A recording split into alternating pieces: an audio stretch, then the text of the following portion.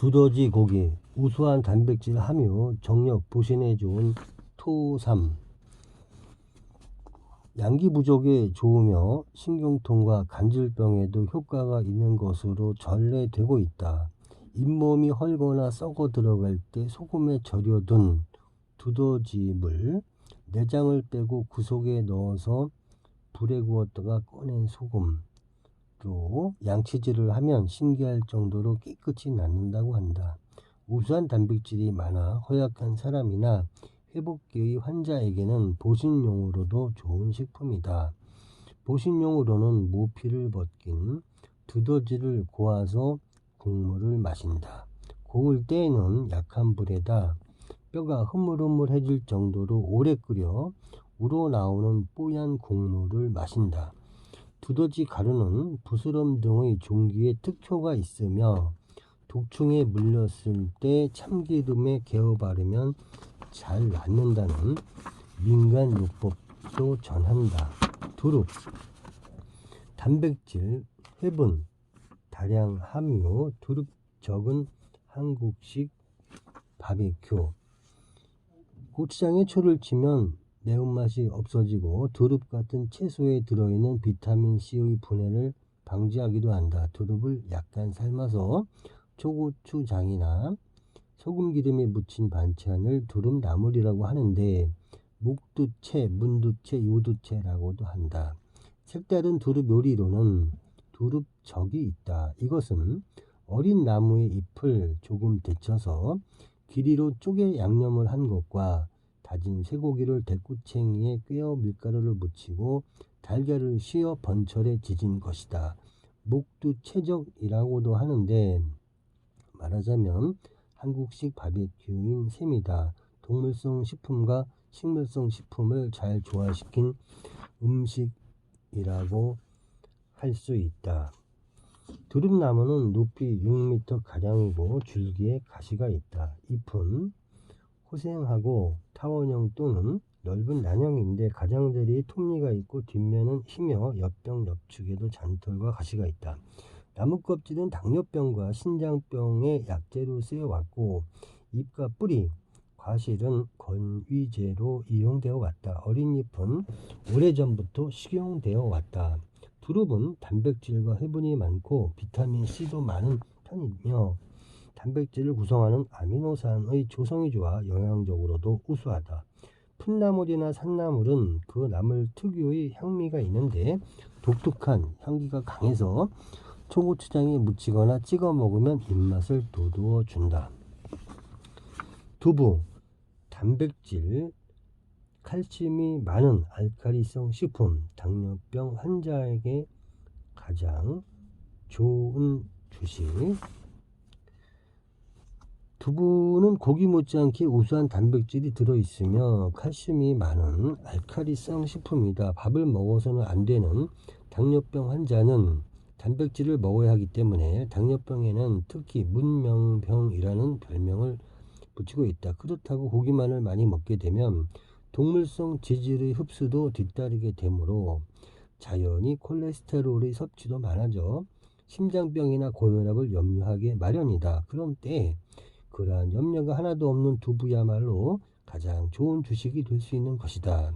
두부를 주식으로 한 경우 보통 사람보다 혈색도 더 좋고 건강하게 지냈다는 보고가 많음을 볼 때 주식이 꼭 밥이어야 한다는 생각을 고칠 수도 있을 것이다.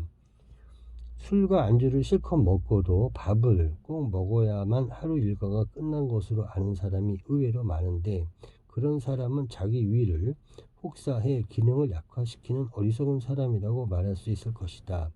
중국의 어느 장수촌 사람들은 두부를 상식하고 있다고 하는데 확실히 영양적으로 수긍이 가는 점이 있다. 중년기 이후의 단백질 섭취로는 두부야말로 마음 놓고 추천할 만한 식품이다. 그런데 두부는 영양분이 많을 뿐 아니라 수분이 많으므로 부패하여 식중독을 일으키기 쉬운 결점이 있으므로 보관에 유의해야 한다. 생두부를 물에 넣고 끓일 때 맹물에 끓이면 두부가 딱딱해져 좋지 않으므로 약 1%의 소금을 탄 물에 끓이면 두부가 부드러워 먹기에 알맞다.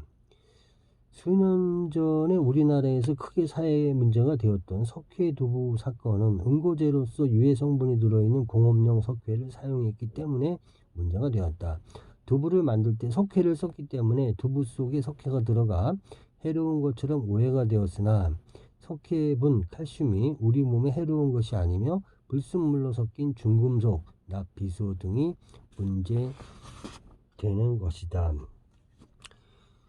두부는 콩을 물에 불려 갈아서 끓여 황산칼슘이나 염화칼슘 또는 글루코노델타락톤이라는 응고제를 넣어서 응고시킨 뒤 목판에 헝겊을 깔고 눌러놓아 굳히면 된다. 이 응고제는 황산칼슘인 경우 원료인 콩에 대해서 2에서 3%의 양을 쓴다. 이전에는 소금에서 흘러내리는 간수를 썼으나 그 간수 속에는 인체에 해로운 납이나 비소 등의 성분이 많아 사용하지 않고 있다.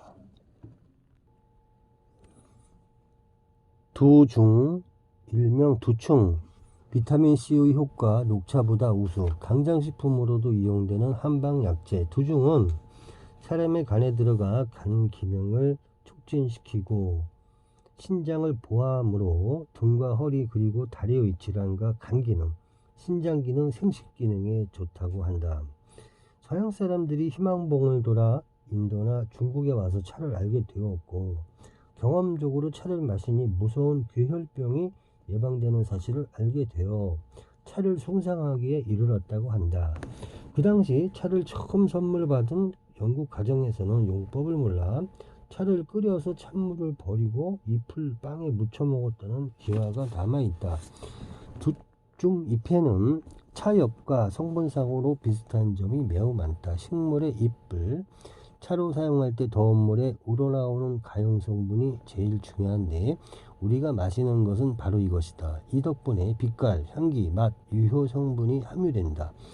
녹차 차엽의 가용성 성분이 21%가량인데 두중잎에는 32%나 들어있고 떫은 맛을 주는 타닌도 1.5%나 들어있다. 총 비타민C는 63mg%, 환원성 비타민C는 20mg%로 차잎보다 훨씬 더 많다. 따라서 두중잎을 음용하게 되면 녹차보다 비타민C의 효과를 더 기대할 수가 있다. 이것을 오래 복용하면 간과 담낭의 기능을 활발하게 해주고 팔과 다리의 무력감을 없애주고 몸이 가벼워지며 정력이 좋아져 늙지 않는다고 대관본초에 기재되어 있다. 둥글레차, 인삼과 비슷한 사포닌 성분이 있어 초조함, 메스꺼움, 어깨 결림의 효과. 둥글레차의 유효 성분은 인삼과 비슷한 사포닌이다. 피로회복, 노화방지, 스트레스 해소, 고혈압, 당뇨병, 내장기관의 기능 촉진, 외궤양 등 광범위한 효과를 기대하고 있다.